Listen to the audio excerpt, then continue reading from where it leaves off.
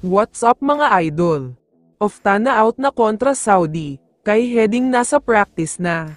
Pero bago mo sana ipagpatuloy ang panonood mo, ay huwag mong kalimutan na mag-subscribe bilang suporta sa aking YouTube channel. Maraming salamat idol. Sa wakas, nakuha na ng Gilas Pilipinas ang inaasam na panalo ngayong FIBA Asia Cup.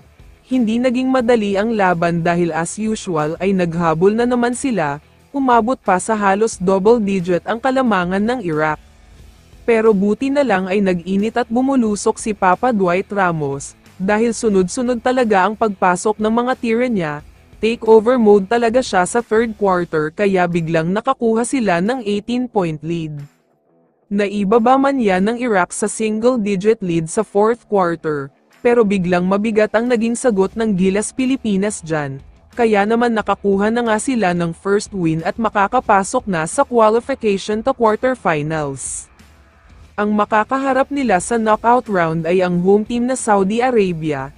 Hindi magiging madaling laban ito dahil kahit malayo ang FIBA ranking ng Saudi ay malakas sila ngayon dahil sa dami ng import nila.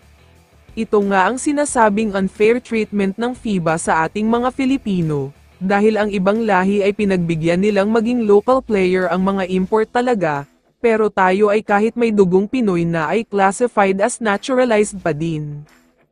Gilas ang underdog sa bakbakan kontra sa Saudi Arabia, pero wag kayong mag-alala dahil may matinding players na dumating para sa Gilas Pilipinas. Nandyan nga si Kai Sotto na talagang malaki ang maitutulong sa Gilas.